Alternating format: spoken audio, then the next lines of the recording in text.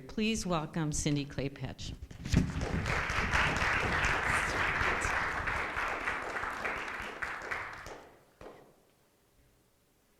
Good morning, thank you. That's very generous. Let's see.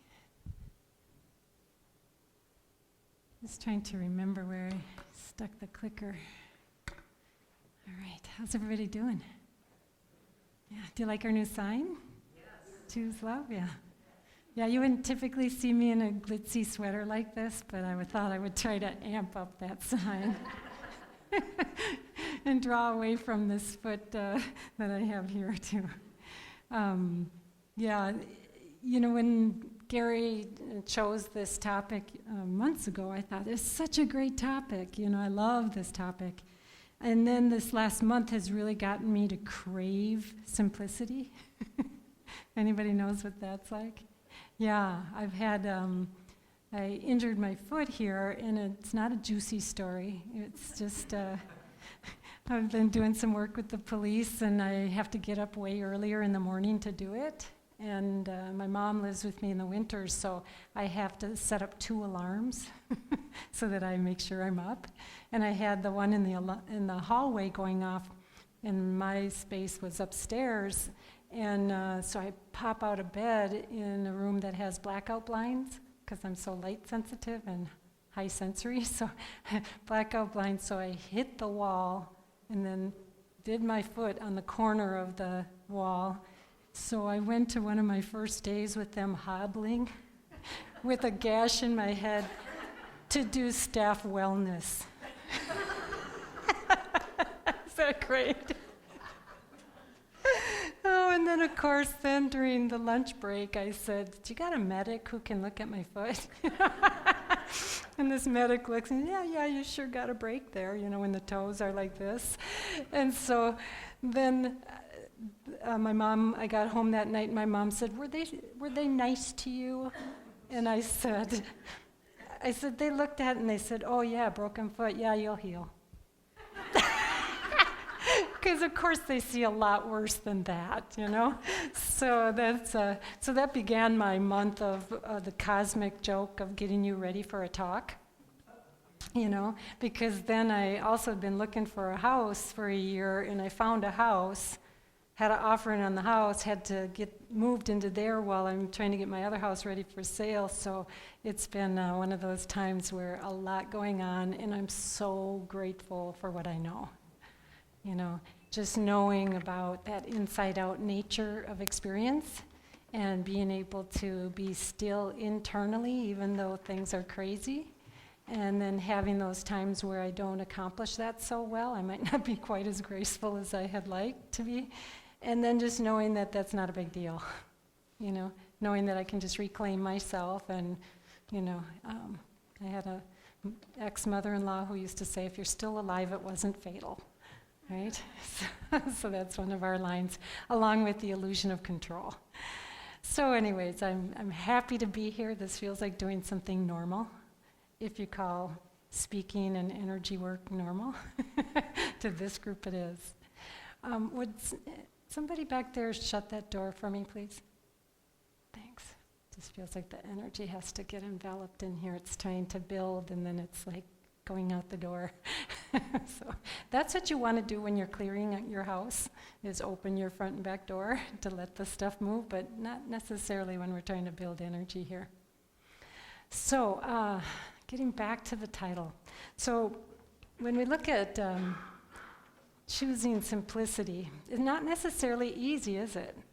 You know, we are living in a world that's used to running, doing, and then this idea of simplicity.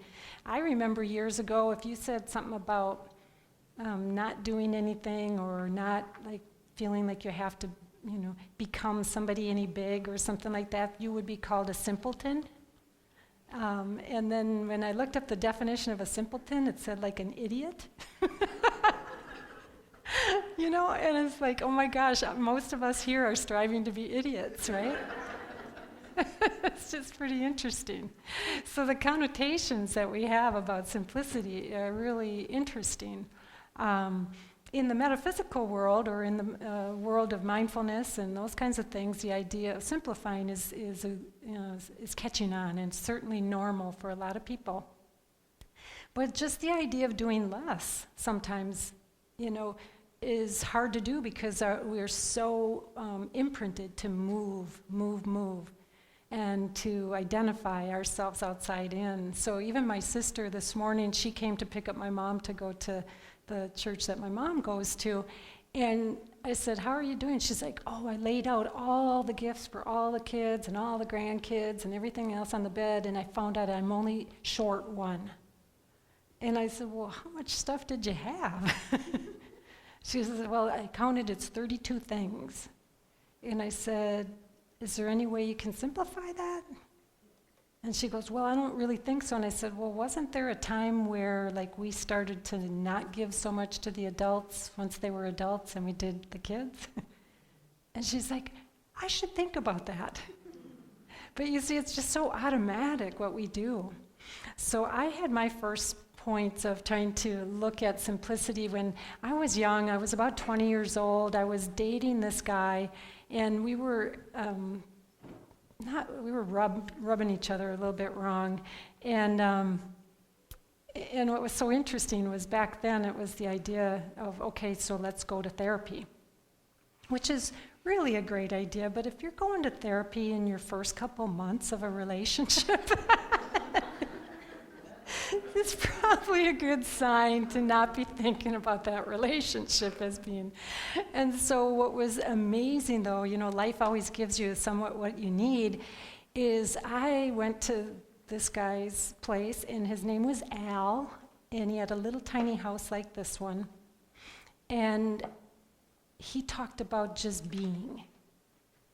And it used to irritate the hell out of me because I was like, just be? What do you mean just be? Be what? I'm going to school to be an artist. I'm also doing counseling, psychology school. And he's like, "No, Cindi, would you just be?" And he says, "It's just a 2-letter word." And I wanted to be like, "And so what?" Because to me, it was this idea of, I'm a Capricorn, so, you gotta do stuff. Capricorns they're very ambitious, like to do things and create things and lead things and stuff. So, this little 2-letter word felt like a swear word to me. But what was so amazing was there was something I was attracted to about him, and it was the feeling. The feeling that he was in was so different than what I was used to being around.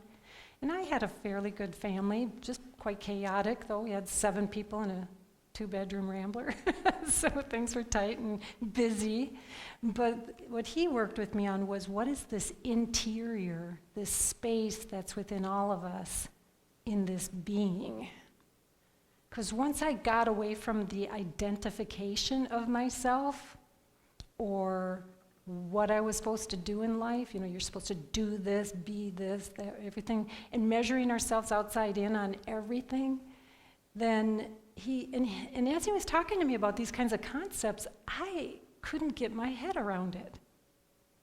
And that's the clue when it's something spiritual, right? When it's the formless, you cannot get your head around it. But boy, the intellect wants it. The intellect loves the form, and so we just want to work at it. So I kept asking him questions to try to get the form of it all. And he said, "Let's just sit together." And I'd be thinking, sit together on my dime? Don't you know I'm waitressing, and I'm going to school, and I'm being a nanny, But yet I would say, okay, if you think this works. Because there was something about him that I knew. There was some kind of sagey wisdom to him. So I would just sit with him. And then later I'd go, and my friends would say, "So how was your meeting with your guy?" And I said, "Well, I don't know. It was very interesting. What'd you do? What'd you do?" "Well, we sat." And you have to think about this. This is in the late 70s, So I somehow landed with the right person, that this person taught me something about my interior early on that I really suspect helped prime me for everything else. But it is this idea that this interior that is not experienced in a form way has all forms in it, right? So it's like that void in space is really not a void, is it? You know, every particle and every wave is moving and manifesting to our thought system. So this idea of trying to have reality from the outside in was exhausting for me. And so then when I started to learn that interior part, then I actually could do a lot in my exterior life without being spent. You know? So people all the time saying, what are you going to do, just be a blob? It's like, no. Actually, I get quite a bit done, and I see many other people who do that can do it in a place of a still point. Huh? So it's this thing that we're looking for is like, is simplicity really that simple? Is the formless really that devoid of form? You know, but it is that medium creating form all the time. So, you know, this idea that for me, you have to stop doing sometimes in order to experience the void. And our culture also gives a negative connotation to avoid, right? Like, not the word avoid. However, if you separated that A and the V, you'd have avoid, like you create the space for the insights and the wisdom to run through. And that void, so much of the time, I know that when I used to go through things in my life and there would be some space in between, the brain and the ego loves to have the knowing about it, and so it wants to hurry up and make something up about it. Here's what you should do. This is what's going on. I bet you it's this.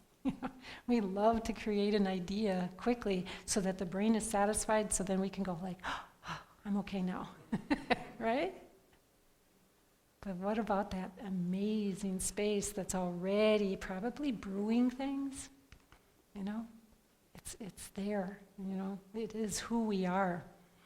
So in Peru, when I spend time in Peru, there's just a lot of time that is about going in to the sulca, the energy before the form. And that's what they call the undomesticated energy, is the sulca. And so this is a picture of Gaili, one time Americo's son, a mystic and shaman that I study with, and Gaili was saying, go into this flower, Cindi.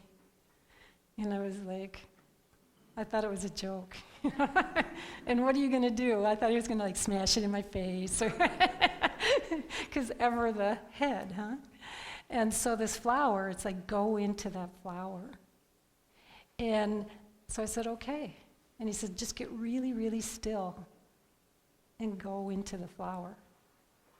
And as I got really still, it was almost as if there was this vibration I could feel around me, because that's kind of the way I experience energy, is I'm a feeler. I feel a lot.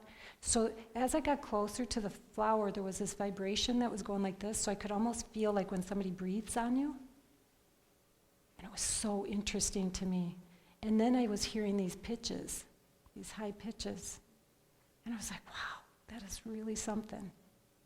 And that was all I heard. And I thought, wow. And he goes, now take the paper out, because I sometimes can do automatic drawing. He says, take your paper out, Cindi, and see if it has something to tell you. And I put my paper and my pen to it, and my hand started writing. Of course, it was a language I didn't have. It wasn't even Spanish. It was just crazy wave language. And then he said, isn't that interesting? And I was like, yeah, it sure is. And it reminded me of this book I had read years ago, which I wanted to read you just a little excerpt from it. Did anybody read the book Embraced by the Light? Okay, and you might know this passage here. But this woman has, I was really hooked for a while on near-death experiences that people had, because I thought, boy, in these experiences that people had, there was so much about living. in them.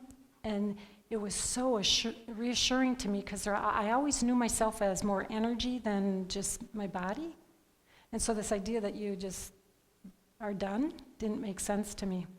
But in this book, she's talking about her experience and her near-death experience. And she talks about that she is walking in nature and she gets to this creek and there's water and she can feel all the energy of the creek. And then she says, as I approached the water, I noticed a rose near me that seemed to stand out from other roses.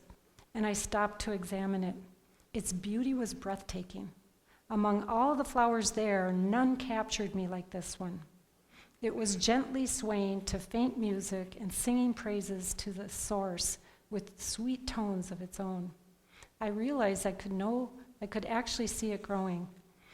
As it developed before my eyes, my spirit was moved, and I wanted to experience its life, to step into it and to feel its spirit. As this thought came to me, I seemed to be able to see down into the flower. It was as though my vision had become microscopic and allowed me to penetrate the rose's deepest parts. But it was much more than a visual experience. I felt the rose's presence around me, as if I were actually inside and a part of the flower. I experienced it as if I were the flower. I felt the rose swaying to the music of all the other flowers, and I felt it creating its own music. A melody that perfectly harmonized with thousands of other roses joining it.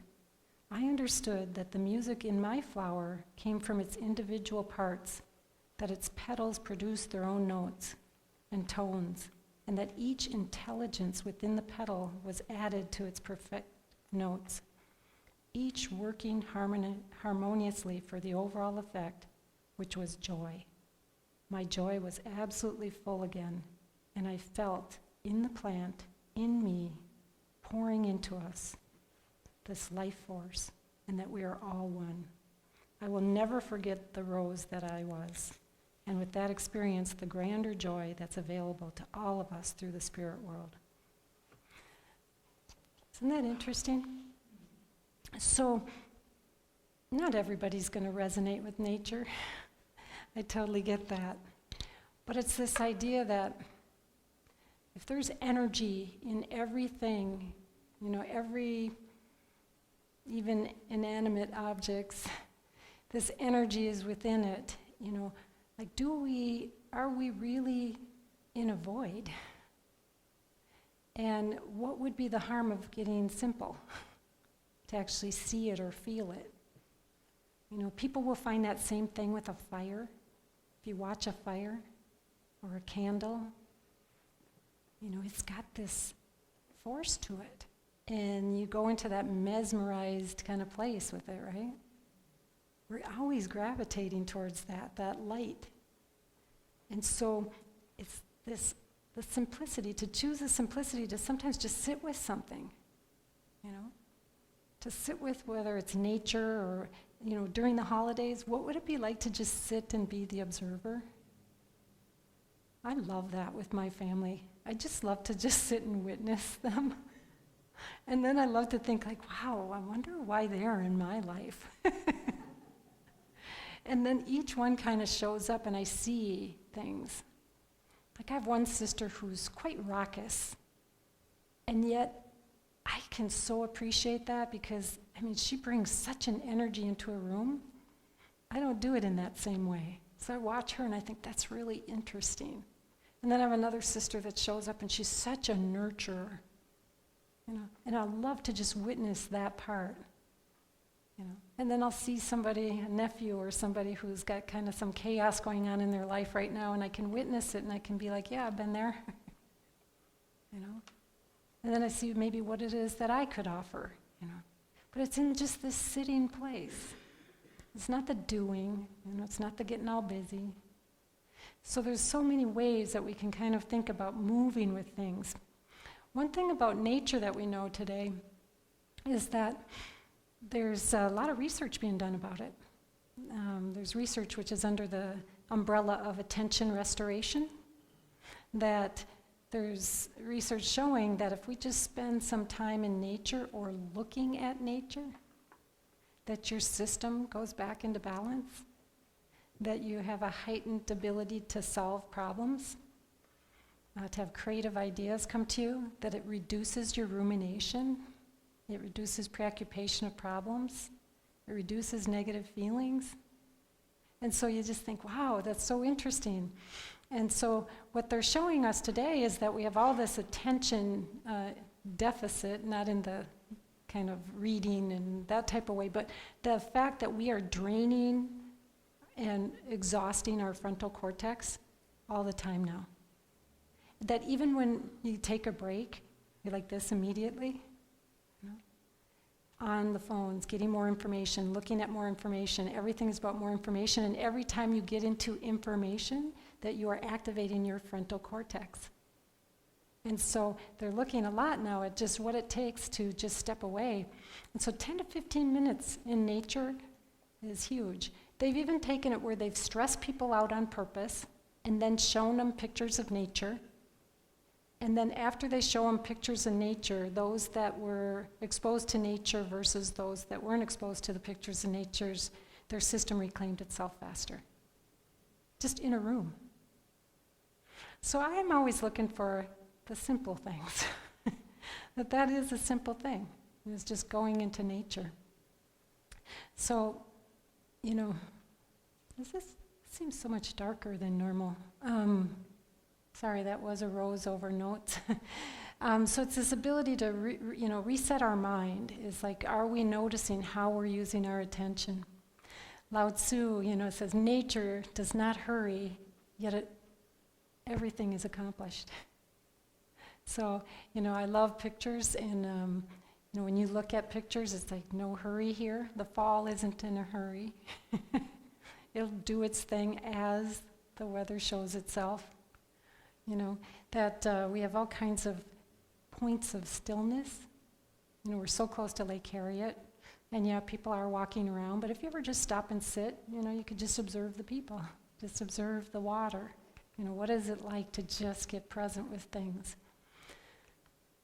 So these are just primers. I wanted to have Gary put up a YouTube in a minute here, and it's just a few minutes to just kind of look at the pictures, and as you look at the pictures, just be the witness. Just be the witness as it's moving.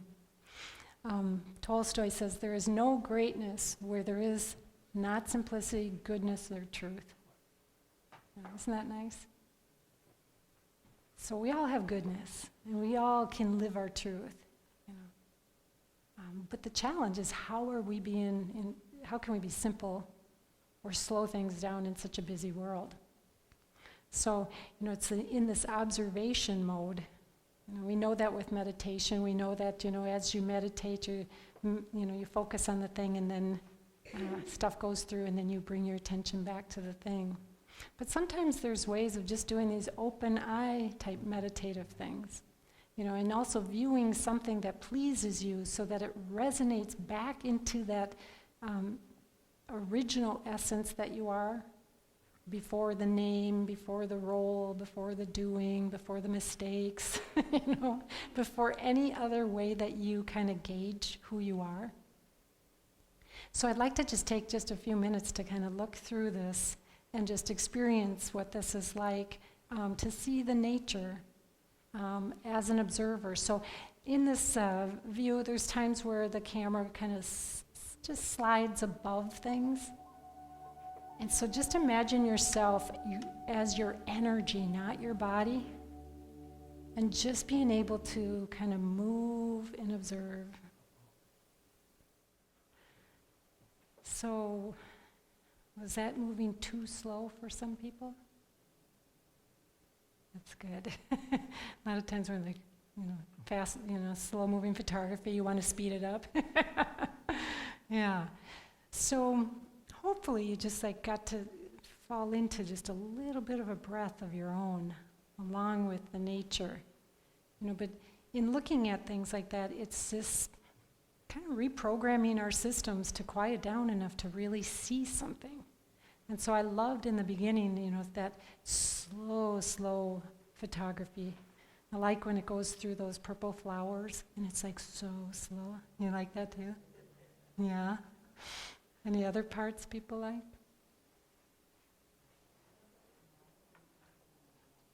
Yeah, the snow and the ice on the branches. Yeah. Yeah. And even when you think about snow, it looks like one big white blob, but then when you really look at snow and you get to see the flakes, and the sacred geometry in the flakes, it's just so awesome, isn't it? Until you have to shovel it. Until you have to do the doing part, right? Yeah, so it's this part about, how do we slow down? And John Kabat-Zinn, he talks about slowing down by like doing less, seeing less, Yes.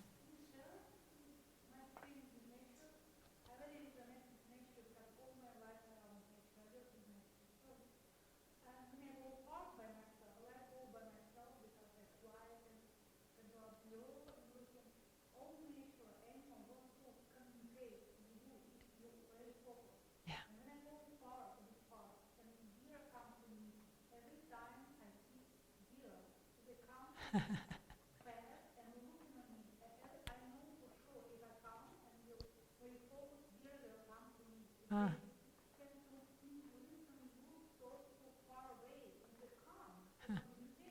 Yeah, nice.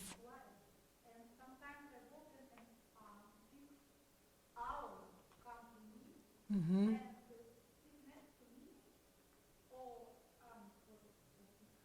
Eagle? I love that. She's like, what is the big bird?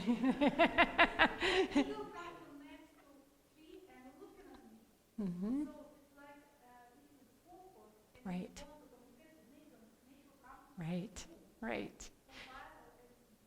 Yeah. So I'm going to just say this for the tape. So what this person is describing is going in nature and always attracting nature because she's in focus. So bringing in the deer, bringing in the owls, bringing in the eagles. And so it really is, that I think they're waiting to see whether we vibrate in a high enough for them. That sometimes they probably are going over and thinking like, yeah, not that. I think I've shared with you before that I had this little dog, and when I would do my healing sessions, sometimes when people first come in, they're just busy because their life is busy and stuff is going on in their lives, and my dog used to walk by, look in, and then back up. And then at the end of a session, she'd come in and walk around the massage table 3 times, and then she'd go and put her foot on the person who just got off the healing table, And I think that there really is this vibrational reality that when we are, quiet enough or clear enough or excited and joyful, that then it comes in, And I know in previous talks that I've done, I've shown how all the orbs come in, when people are enjoying themselves, So yeah, tell me what you see in this. Just say it out loud. Chalice. Two faces. Both what? Oh, chalice and the faces. Are there just 2 faces? Determination. I love this. The whole group is going like this. Other figures in there too? Yeah. Yeah, yeah. So that up in the ear, on the man's ear. Guitar player, The old man and yeah. Isn't that a great drawing though? But see, that's life. Like if we just kind of stop and pause, we're going to see more in it, It's rich. This is just such a great drawing. Now, I used this with a group of primarily guys the other day, and they were like, yeah, it looks like a woman chirping in his ear. And somebody else said, no, I think you got a woman on your mind. Anybody see the bottle? Her earring is the bottle? Yeah. And some people have said that the woman with the thing on her head is like a beehive or pancakes or, is like we see stuff in stuff. Yeah. So it's this retraining to kind of quiet down, to just look for more, just be in the stillness to see that there's so much in it. I like to also say to myself, I'm making this up. Like I have all these thoughts of what I have to get done in a day, and then I'll have to stop myself and say, Cindi, you're making this all up. Really. And so since I just moved, I have lots of stuff to do. But I'm making up when I think things have to be done, It's like this, really, life is an illusion. We are creating stuff, and we're like plucking it out of our belief systems about what things have to be done. And to be able to switch over into a different way of thinking, to shift the way that you do stuff and know that you're authoring your life, that you don't have to do things in the same way. So with this one, read the color and not the word.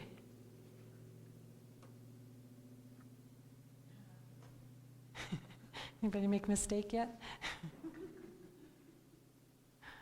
Yeah. See, the color comes from the right side of the brain, and the words come from the left side of the brain.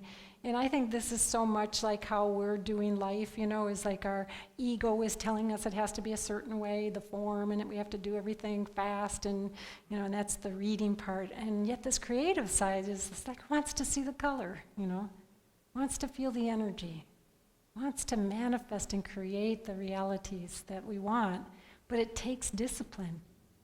So with this type of exercise, because our neural networks, neurons that fire together, wire together, so we're wired to do the language part. Now, which way would a kid see it?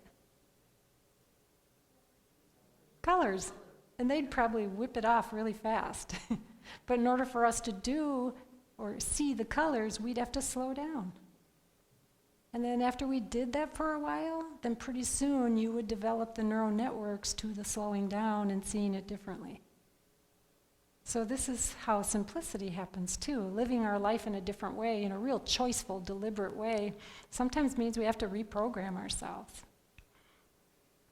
So, this time of year, what I love so much is this idea of gratitude being the attitude.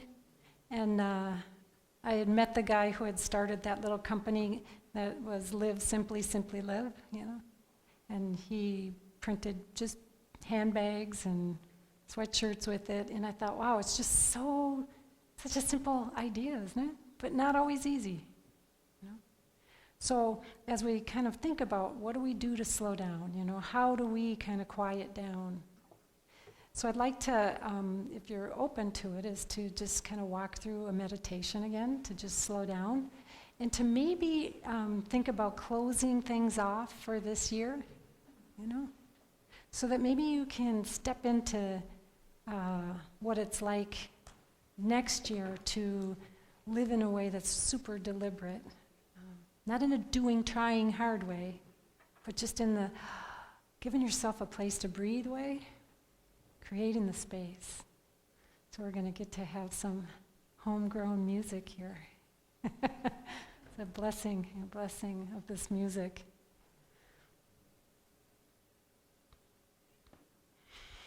So I always feel like the flute plays to the heart. Do you, Raj? Do you feel like the flute plays to the heart? Yeah. Yeah.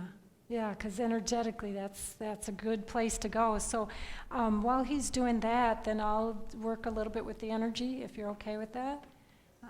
Yes, please. Did you want to think about that for a minute? And for those of you who aren't interested, we'll just ask that your higher self direct the energy, or to close off the energy if you want to. So go ahead whenever you're ready there.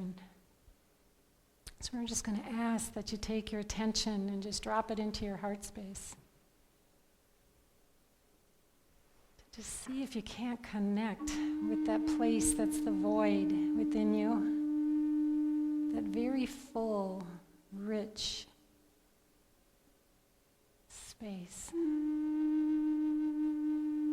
Trusting that the mystery of life lies within that place.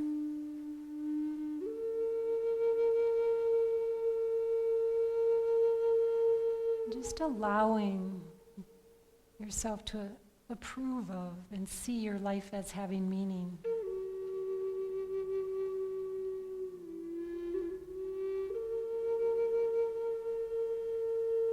To know that you matter.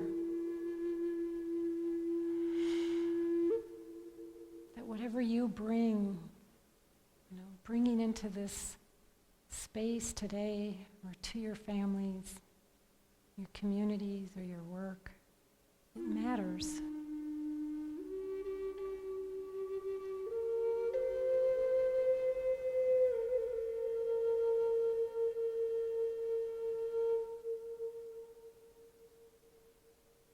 Know that all your energy is a part of the whole. You each individually are imprinted and contracted to bring something forward, to complement and to expand consciousness.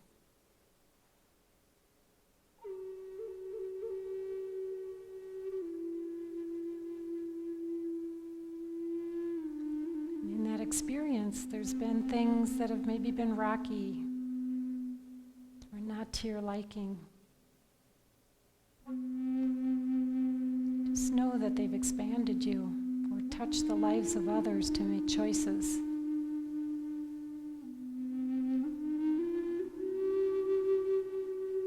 And to imagine with the breath, you get to breathe out those experiences that you no longer want to hold.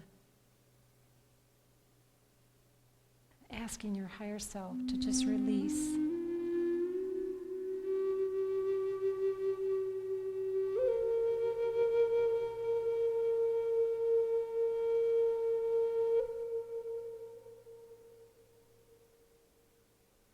Asking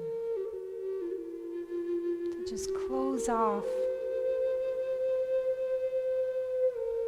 what no longer serves you.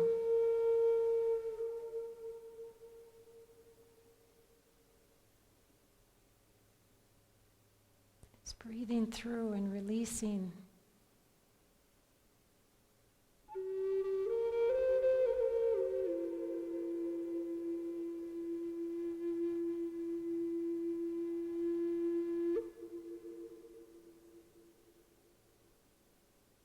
And feel the connection to Source and the field and the cosmos.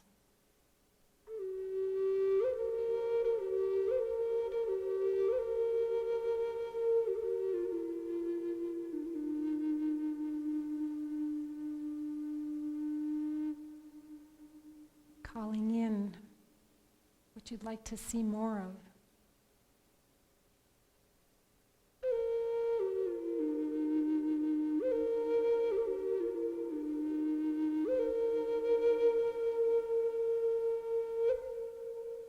And activating and energizing the spirit within you to bring forward.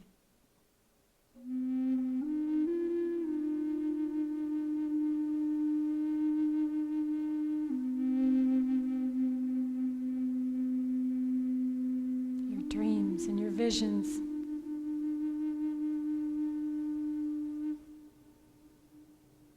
Your health.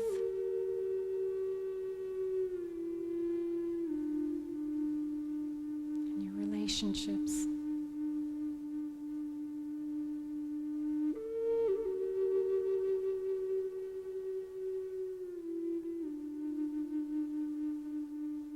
Asking to connect with that which witnesses the world through experience and sight.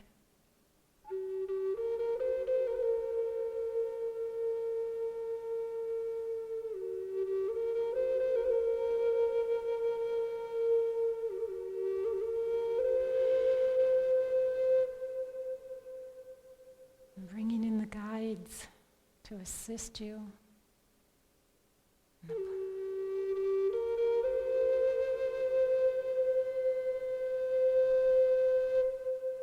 Trusting that they have your back.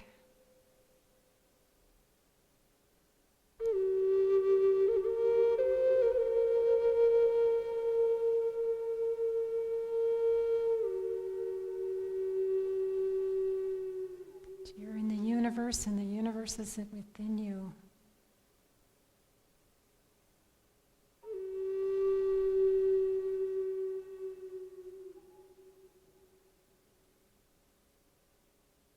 Feel the flow of alignment, your system organizing the energies.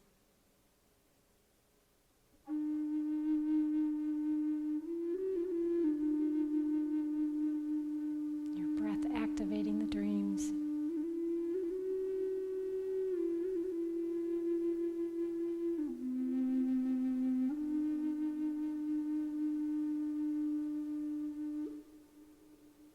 And your gratitude for this life experience.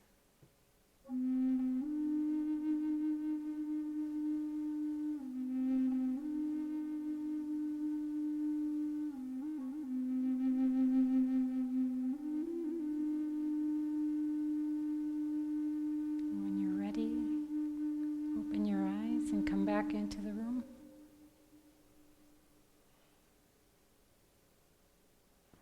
Thank you.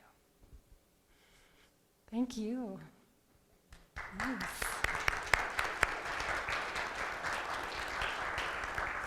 So this is always such a great opportunity to use the collective energy to set any intentions from anybody in the group. If you have any personal intentions, that's great, or intentions for the world, I love that too. So since it's going to be all about me today,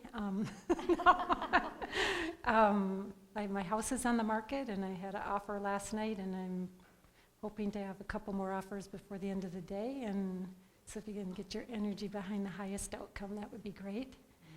And then, of course, that all people feel like they have a home and they're taken care of would be my intents.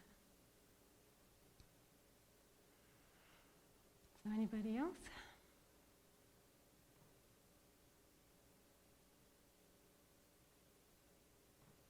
Well, any personal intentions, we'll send those up into the room, asking that the vortex in Lake Harriet here is filled with this beautiful energy of this group, and sending everybody's personal intentions and the collective intentions for a world to be calm and clear and compassionate and open and evolving for the good. Thank you. Ooh. Salka.